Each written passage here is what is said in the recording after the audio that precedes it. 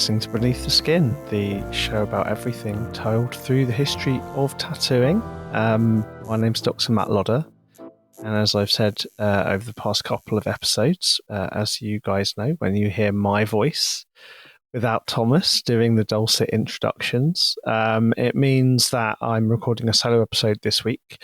Tom's still playing catch up from his family issues from a few weeks ago, and he's off to Amsterdam for a live show with his other podcast, other much more successful, much bigger podcast, Lions Led by Donkeys. Check that out if you don't already. And so, as always, he is editing this episode, but he's not present for the conversation. So once again, it allows me the chance on my own to be very indulgent about what I choose to talk to you guys about. And I did sort of rattle a few things around to chat about this week. I did, for example, want to perhaps do an episode about people getting tattoos in response to news events, because I'm recording this a couple of days after someone attempted to assassinate former President Trump. And literally the following day, if not even the same day, people were getting tattoos of varying levels of quality, I have to say, depicting or commemorating the event, the photography, etc., that was taken of that shooting. And I mean, such was the outcry or the volume of these. There were loads of them. r/tattoo on Reddit, the subreddit for tattooing, had to post a whole pinned post just to sort of say, we'll let you post these pictures, but don't lie that they're yours if they're not, and please don't turn this into a big brigade. We're officially down another mod, they say, due to specifically targeted harassment due to her regarding these stupid fucking tattoos, so please quit the shit. We removed a stolen image post. The mod that has left has made a comment on said post and banned the user and got an influx of harassment on her DMs, as well as mod mail from nut jobs telling us we're silencing the right and whatever, turning the frogs gay nonsense the brigade decided to toss at us. Some of you may have found this mod to be a bit brusque, but this type of harassment's never okay. When you get a controversial tattoo, you're going to get comments you don't like sometimes. Sometimes we can't lock posts fast enough to avoid this. Quit the shit, post your tattoo and move on.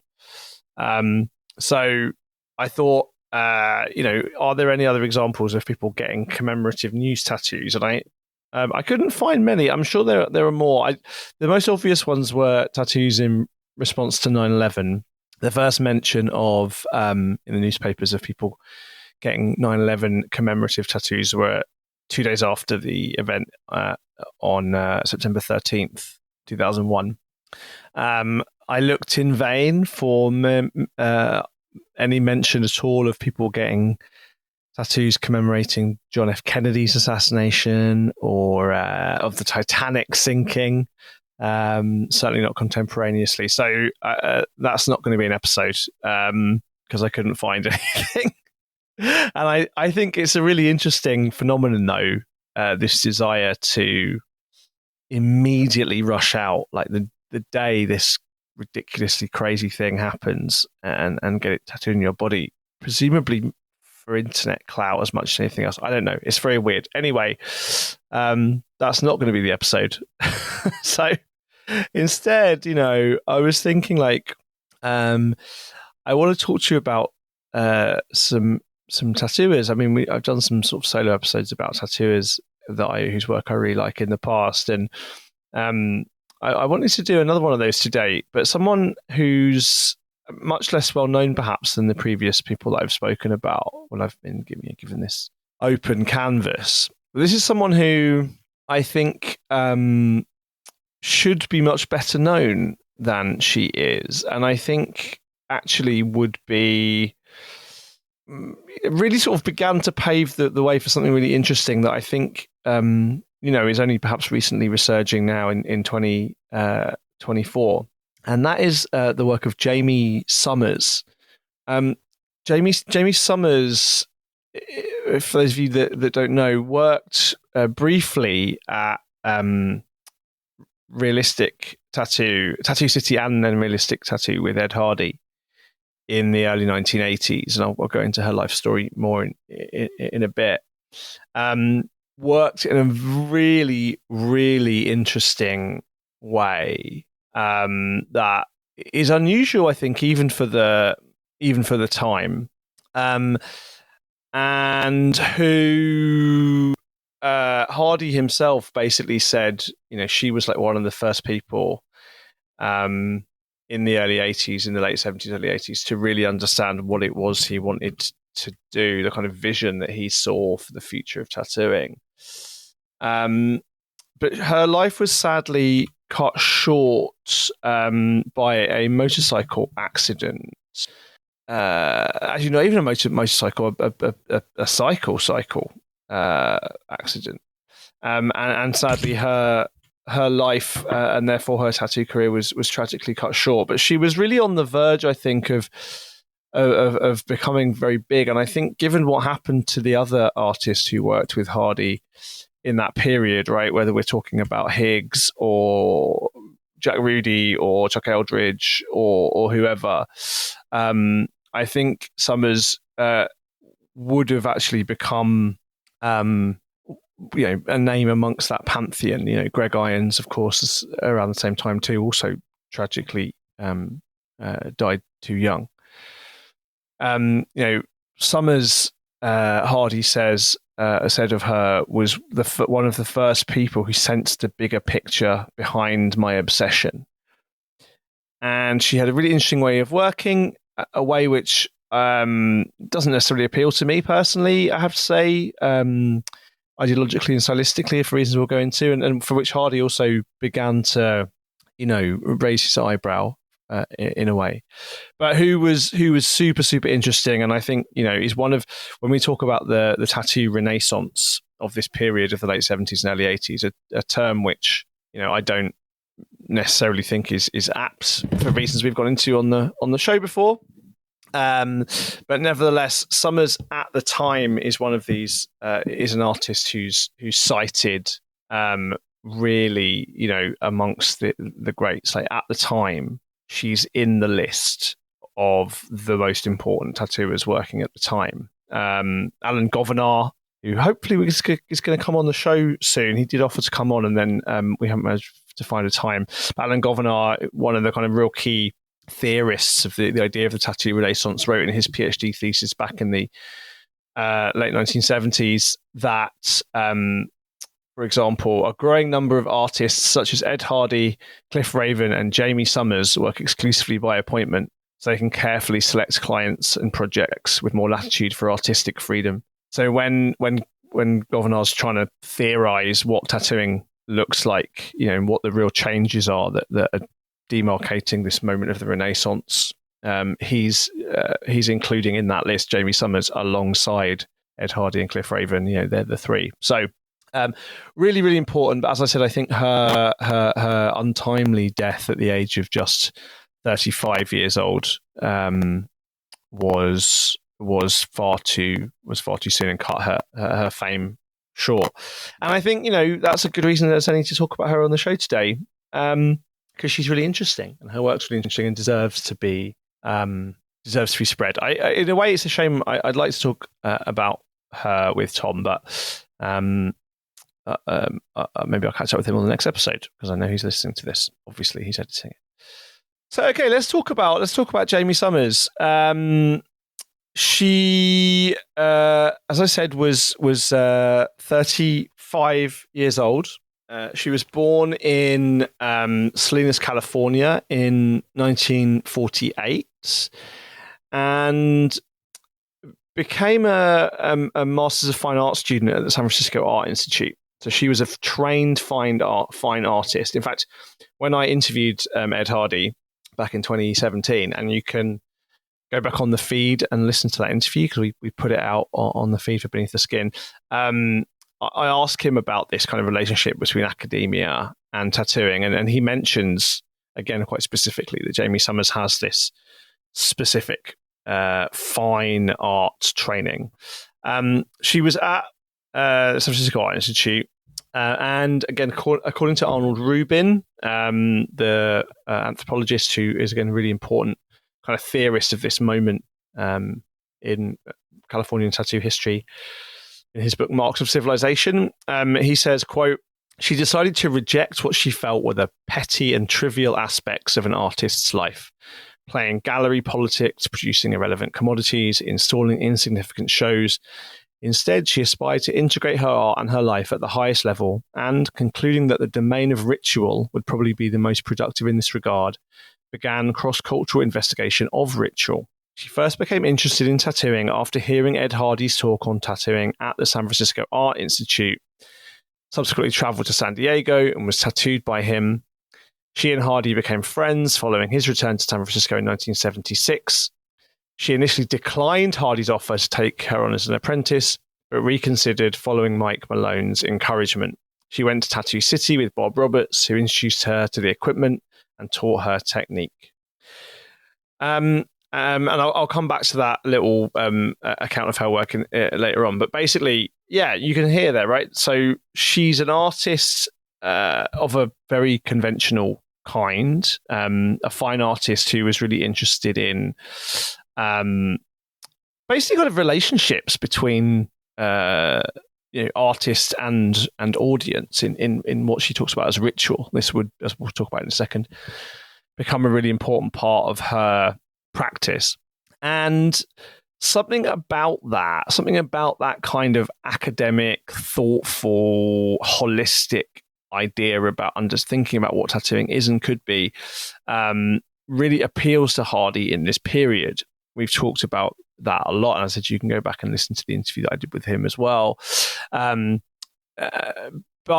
this, one of the reasons this moment in the late 70s and early 80s gets called the tattoo renaissance, as I said, in my view, not entirely correctly, but nevertheless, is that it is a time when tattoo artists are beginning to emerge from fine art, training. So Cliff Raven, for example, Hardy himself, had some form of some level of academic training in fine art practice. And this first intersection, again, which I think, lots of tattooers now take this route into the profession. Lots of tattooers are doing degrees in fine art or illustration or graphic design or whatever before becoming tattooers. And we talked with Adam McDade about that too. But Summers is one of the first, and her approach really appeals to Hardy in that moment. She was, as I said, she was initially really taken with working for Hardy. Hardy had been working with Bob Roberts at Realistic in San Francisco, which was kind of a private studio, and then decided that he wanted to have a street shop as well, which was the first version of Tattoo City. And Jamie Summers was one of the artists who was staffing Tattoo City in its initial impetus. She apparently found that, at least to some degree, a bit frustrating eventually. Again, Rubin goes on to say, she found the street shop environment unsatisfactory and increasingly offensive to her sensibilities. She felt that her co-workers viewed tattooing as trivial, just a job or a joke, but realized the client would wear the results for life. Her co-workers, for their part, thought she took the work too seriously. Eventually, so Tattoo City burned down in a fire, and the first iteration of it. So she ended up going back to going to Realistic to work with Hardy. And quote, at Realistic, initially, Summers adopted a differential attitude to those who knew more about the medium than she. She really wanted to learn. However, she began to question aspects of Hardy's practice, which led to clashes. She felt her preference for pastel colors, unconventional techniques, non-violent imagery were perceived as an affront to the tattoo community, even though they were not. By 1980, she felt stifled and realized she could no longer remain at Realistic with neither money nor clear prospects, nor even a clear idea of what she wanted to do. She established her own studio in San Francisco. And then she also then began to also work in New York, which is where she sadly was when she was in that bicycle accident that ended her life. So, just in that short overview of her as a character there, you can see someone who is humble but driven, principled, interesting, willing to learn, but also willing to kind of push back. I think this is essentially, I think, one of the reasons that I think she would have been a really, really interesting tattooer, because I think had she been around to see what became of that moment that she was involved in, what that moment in the end of the 70s and the early 80s wrought, what tattooing became into the 80s and 90s, I think she would have been a very, very visible, principled, exciting artist had she survived. So her work, right? Let's talk about her work. So her work is, as you heard there, kind of unconventional, at least unconventional for the time. So much kind of contemporary, more abstract or more kind of patinated tattooing seems to take on a kind of hue of the kind of thing that Summers was interested in. But she was working on these very kind of large, abstract compositions that are swirls of color, that are kind of splashes of paint, or appear to look like that. They're these really kind of, I don't know, there are these kind of really like non-representational, patinated kind of mark making on the body. As Governor describes her work in his PhD thesis, Summers, he says, has moved in the direction of creating what she called tattoo abstractions, non-representational images based on photographs. For example, for Brooklyn weaver Jane Noble, Summers designed a delicate shoulder tattoo based on an electron microscopic photograph of a silk fiber. For artist Penelope Freed, the tattoo was based on scanning a photograph of a silk moth. So she's like conceptual here, thinking about the kind of relationship between the photographic image, the mark making, the body in space, but in a way that's also very painterly and very kind of visually effective. Like Hardy had real issues at the time with people like Spider Webb, right, who was a much more kind of New York conceptualist who was doing tattoos that were, for example, he tattooed the time on people, and he tattooed one tattoo that covered 100 bodies, etc. Like tattoos that were conceptual in nature as they moved away from the canon. But Summers' work was still visual, still kind of very striking. And if you look at her large-scale back pieces, and we'll put some photos, I'm sure, on Instagram, the scale and the kind of ambition of the work that she was doing is kind of jaw-dropping, really. You see now, lots of artists doing this kind of like large-scale pattern work, but she's a real pioneer. She's producing works. So that piece on Penelope Freed, she called Freed Energy or Fried Energy Field Magnification of the Self. These really interesting and strange abstract swirls of pink and turquoise taking up her client's full back. On another client called Fletcher Trotter, there's this kind of almost floral, microscopic, flowing design that began as a watercolor painting. And these become, very, very different from anything that even any of the kind of very varied pantheon of artists that Hardy was involved with doing at the time. I think, I've described this in the next book, actually, as by the end of the 90s, everything was possible. And most of the innovations, whether it was black and grey, whether it was Dan Higgs's kind of invention of or reinvention of traditional, whether it was the kind of birth or rebirth of pre-technological black work, or whether it was like what happened to Japanese tattooing in the late 70s or 80s. All of those things Hardy's involved with at some point. And I think we should also, even though he wasn't a huge fan of it ultimately visually, the abstract, deeply kind of artistically serious work that Summers is doing is there too. I think so. Hardy ended up feeling like Summers was a bit too elitist, is a word that is used. The way that Hardy himself describes it in his autobiography, he said he gave up the idea of a street shop in San Francisco after the first edition of Tattoo City burned down. I let everybody go except Summers, who was turning out some extraordinary, sophisticated tattoos. She could handle the expectations of realistic clients and was bringing in her own clientele from the art world. She did high concept tattoos and then eventually started doing psychic readings to determine the right tattoo for the person. Our paths started to diverge. I understood what she was doing, but sensed a subtle elitism towards those of us tattooing in more traditional genres. She'd hold those psychic readings with people and thought that was the only way to truly illustrate someone's inner spirit. To me, she was just steering people towards a style of work she wanted to express. And it's interesting that he says that, because in Modern Primitives, that's exactly, which is in 1989, so 5 or 6 years after Summers dies, he does describe this process of convincing clients to get the work that you want to do on them as something kind of therapeutic.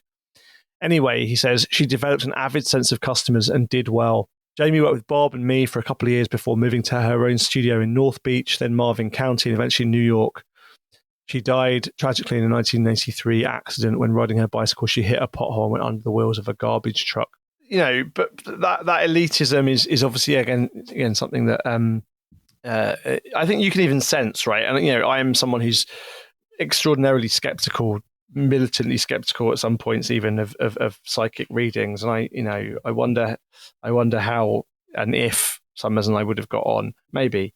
But nevertheless, I think it's an interesting and really pioneering process. I mean, this engagement, particularly amongst younger female tattooers, these in 2024, there's a real kind of groundswell of artists who are really interested in this kind of spiritual or kind of neo-spiritual account of what tattooing might mean. And Summers is right there at the beginning of it.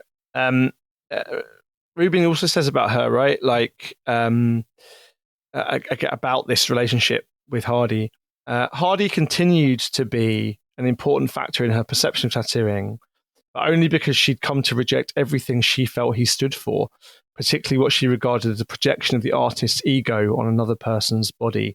I think that's an unfair categorization of Ed, but, she worked with him. So although she acknowledged he was turning out the best available Japanese, traditional, American, and other designs, she felt he had never developed his own style. I definitely think that's not true. She felt that mastery of technique and tendency towards intellectualization had produced only highly accomplished surface decoration rather than the revelation of interior states, which had come to be her sole objective. While acknowledging her position would appear elitist to traditional tattooers, she was less and less disposed to try and explain herself.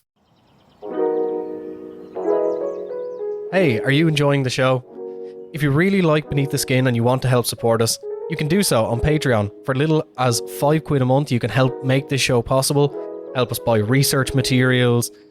So if you like the show and you want to support us, consider kicking us a few quid a month.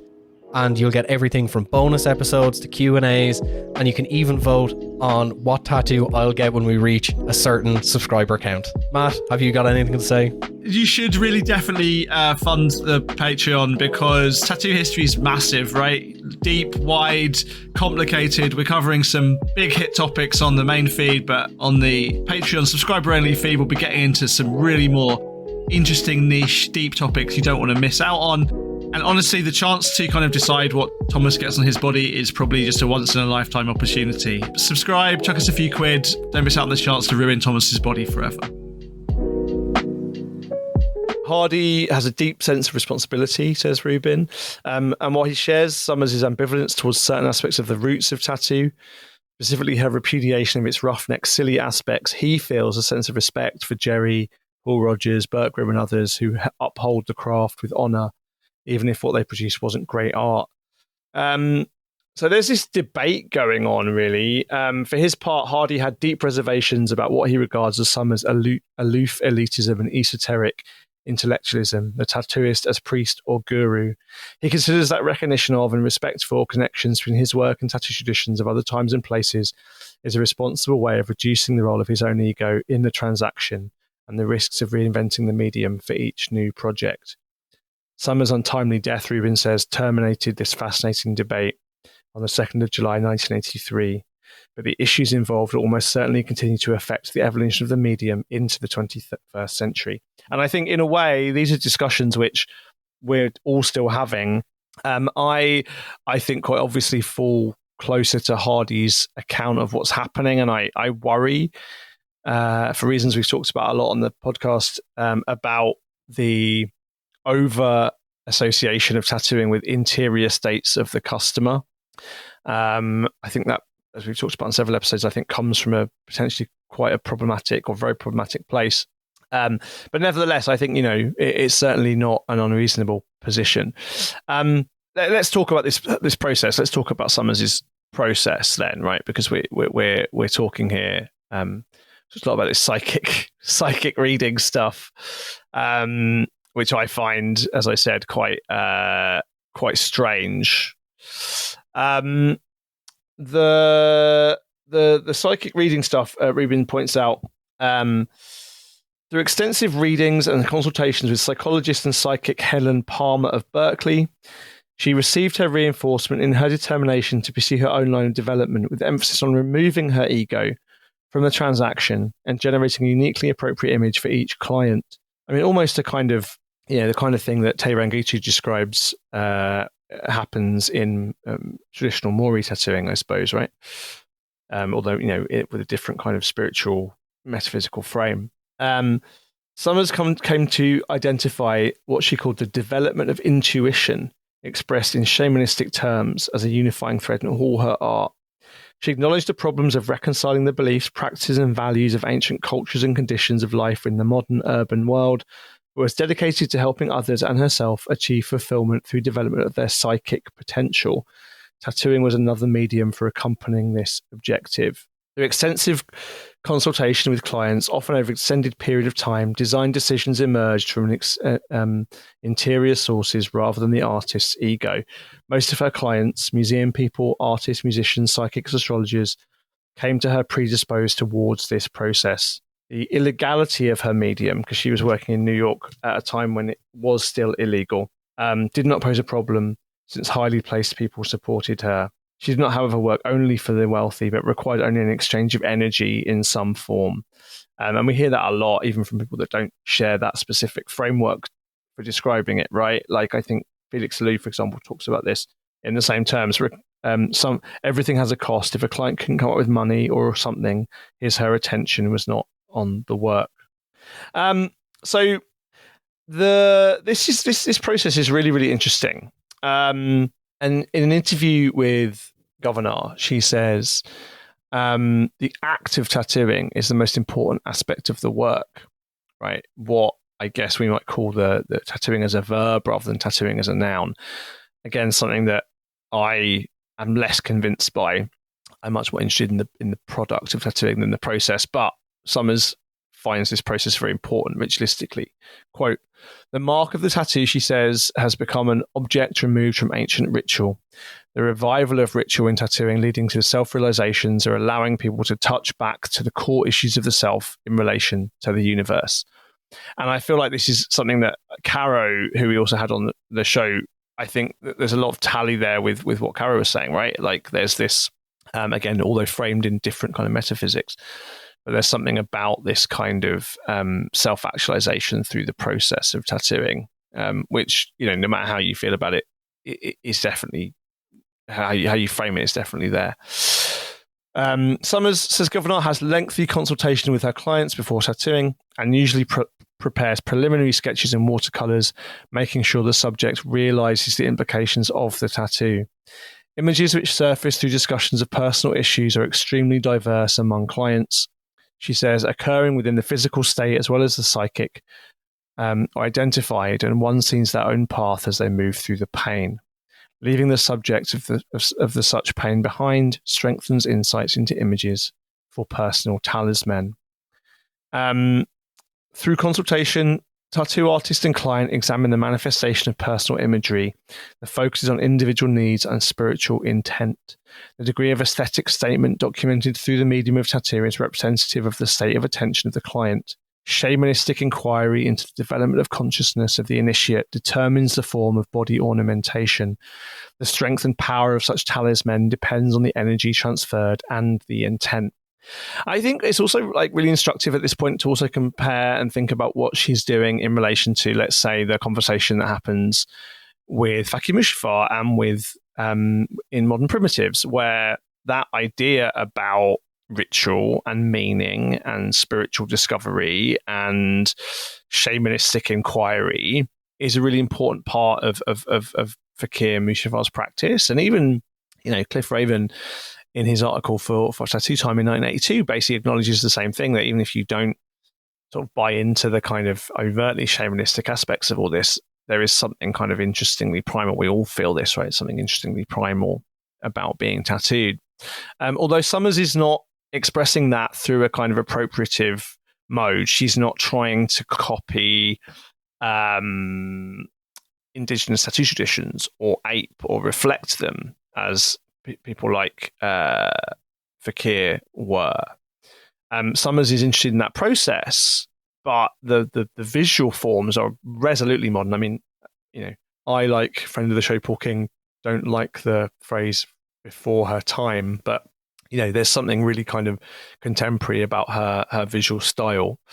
And yeah, like this idea of these abstractions and these this relational interiority is something that I think finding a way like so cleverly and so articulately to bring that visually and intellectually and ideologically into being without resorting to atavism, without resorting to sort of copying or appropriating traditional indigenous tattoo practices is astonishingly sophisticated. The kind of thing I think that really interesting contemporary artists like Brody Polinsky in Berlin are doing, somehow in the same kind of mode. But yeah, Summers is doing this really kind of without any external referent, essentially, other than her own art training in the early 1980s. I can't really imagine like what it must be like to have a psychic reading before a tattoo. It does strike me as rather odd. But, so it is, I suppose. In fact, it is something that, again, she talks about in a bit more detail. Just before she died in 1983, she had a sculptural show at the New Museum in New York. Again, like quite pioneering. She's a tattooer who's also working very, very comfortably in the New York art world, and again probably would have gone on to a very big career as a really important fine artist. Her contemporary, who we should also talk about on a separate episode, Ruth Martin, actually, who was also doing really interesting tattooing in a similar mode, actually, at the same time, quit tattooing to pursue a fine art career. But in an essay written for this exhibition, which was called Metamorphic Rite at the New Museum, really important contemporary gallery in early 1983, there's a bigger discussion of this psychic framing for the practice. So her sculptural work is kind of assemblage, by which we mean, she's not necessarily kind of making things out of marble or clay or whatever, but she's using found objects and manipulating them to create kind of visual dioramas, essentially of uncanny spaces of surreal and uncanny recognition. So in this essay, we describe here this idea of intention, right? Something that I think art historians in general find quite difficult to talk about, right? I'm not so interested in why people paint particular things. It's not a question which I'm usually very interested in, either as a tattoo historian or an art historian. But Summers' practice is explicitly interested in intention. So here we are. She says, or this article says, in her practice, Summers emphasizes the ritualistic aspect in which the tattoo acts as a talisman, providing, quote, a shock point to the psyche and allowing internal growth for the subject. The formal practice here is of, quote, merging into the psyche, identifying an image that would relate to that person's point of attention, not hers. And she later realized accelerated the development of her own clairvoyant abilities. It was with the recognition of her clairvoyance and her training with California psychologist and psychic Dr. Helen Palmer that enabled Summers to begin and develop what she terms intuition work with herself and others. To be intuitive can be simply defined as perceiving and acting from a source of information that is distinct from intellect. Dr. Palmer notes, quote, intuition training does not create a new set of abilities. Instead, it identifies and reduces interferences with an already existing source of information that's been forgotten by the thinking self. Summers' investigations into intuition can be viewed as part of a larger cultural tendency and interest into alternative states of being. In addition, her belief is that the art objects she creates are themselves unimportant and should serve merely as vehicles to transmit energy, share energy, and share certain characteristics with a tendency towards, quote, the dematerialization of the art object and the events that took place in the 60s and 70s when art was an ephemeral, spontaneous, collaborative, and open-ended. The work of Fluxus artists like Yoko Ono, I suppose, is what's being referenced there.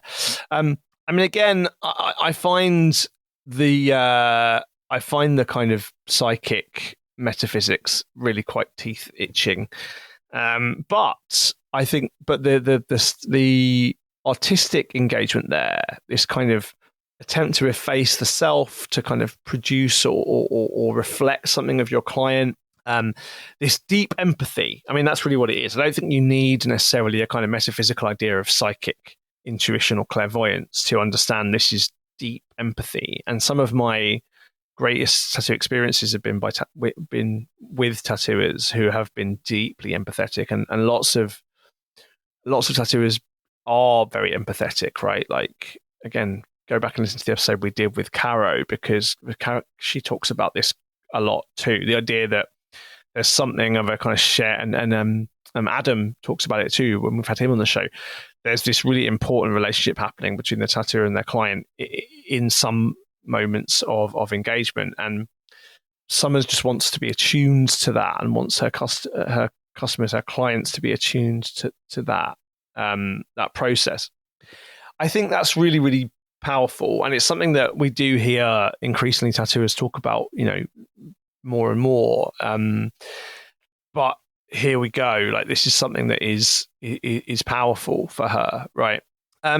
When in this show in the new museum, I mean, the sculptural work is in of the same mode as the tattooing, right? So, quote, Summers' emphasis on ritual and objects as vehicles for the transference of energy was made explicit in the Metamorphic Rite show. All the objects in the installation were deliberately employed to evoke a sacred space which was safe. And that would have a safe space, right? Familiar to us now, very, very novel, back in the early 80s. One that would allow viewers who so desires to perceive a higher level of consciousness. And at the same time, one that would be conducive to exchange between Summers and participants. A statement posted outside the installation explained, quote, moving into a clairvoyant state allows me to see people as they are unto themselves. This presentation of inner work is not intended to conduct psychic readings for telling the future, nor is it to analyze characteristics of personality. So yeah, I like that, right? This idea that clairvoyance for her is not about divination. It's not about seeing the future or fortune telling. It is more about kind of, again, perhaps to use Caro's term, radical tenderness, this idea of counseling and engagement. I think one can see why this was too much for some of her colleagues, by some of the artists who worked with her at Realistic and at Tattoo City. But I think, again, you can see how warmly Ed was writing about her in his book, and how he talks about her when I spoke to him, how warmly and important her attitude and her wisdom and her empathy have been to the development of the whole of the whole of what happened afterwards, as I said.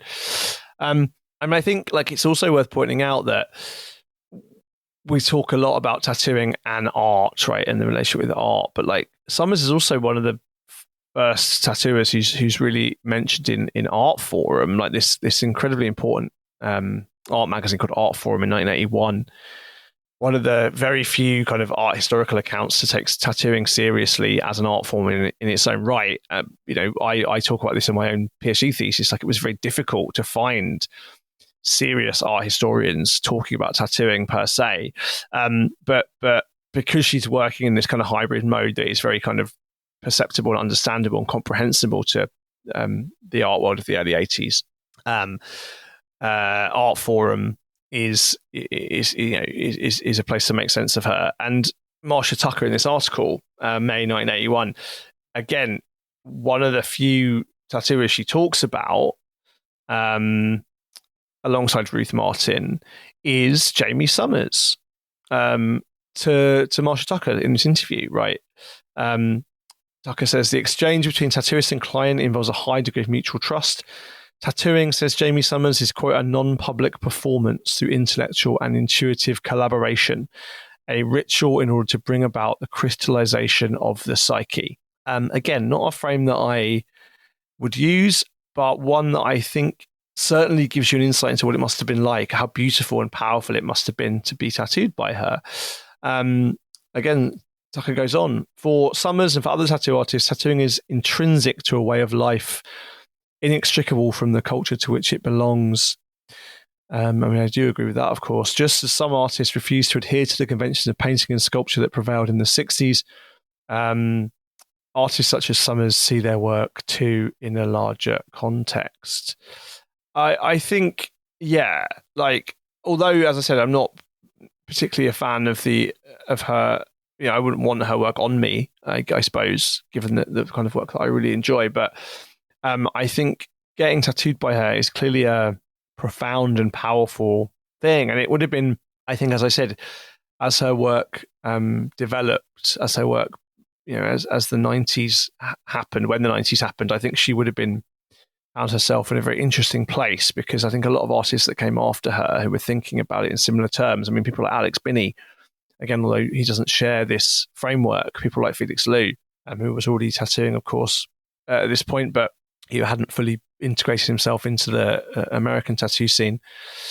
There are lots of tattooers who understand this empathetic mutuality with clients, even if they wouldn't frame it as a clairvoyant psychic one. I think maybe that is maybe that's a good place to leave it. I think it's, if you want to read more about Summers, as I said, Art Forum, there's this beautiful essay about her new contemporary new museum show. Her autobiography, she's mentioned in Hardy's autobiography, she's mentioned in Marks of Civilization by Arnold Ruman, and in Alan Governar's PhD thesis, all of which you can find.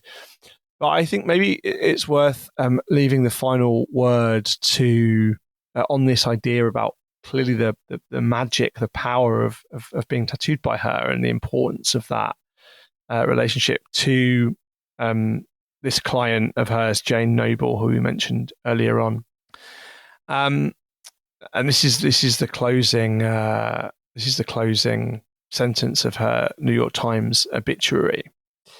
Jane Noble, a New York weaver and knitter, wears a tattoo created by Miss Summers. Speaking of Miss Summers, she said, it was a very respectful relationship. You liked being with them. She was also talking about her 17-year-old son, whose bike she was riding. You could tell there was not only love between them, but like. What a profound thing to say about someone's humanity, right? They were capable not only of love, but liking each other. I think that's very beautiful. And I think, I think it would have been interesting to get her on this show. Listening to those or reading those interviews with her by Rubin, by Governor, and reading and Tucker, getting a sense of how she was so eloquent about what she was doing and trying to do, and how she understood that relationship between her own artistic ego and the permanent kind of aesthetic tattoo desires of her clients. I think we could have had a really interesting conversation. So yeah, if you've not heard of Jamie Summers before, another another one of these people in the orbit of Ed Hardy. But as we said before, this is where I've been sort of thinking for the past few months as I've been writing the book, and I'm really happy and proud to be able to share the amazing Jamie Summers with you, and hope some of you, I'm sure some of you may not have heard of her before, and I'm glad to bring her to your attention. So yeah, thank you very much, and we'll see you on the next episode. Hopefully Tom will be back soon. He will definitely be back soon. Normal service will be resumed. As I said, we've got lots of interesting things coming up, and hopefully lots of interviews to arrange over the summer. So thanks for listening. As always, if you're not already subscribed to the Patreon, please do. If you subscribe at £15 a month, you get a free copy of my book, my last book, Painted People, and a copy of the next book when it comes out in November. Thank you to all the patrons, if you're listening, for continuing to support the show. Thanks to Tom for editing it, and see you next time. Bye-bye.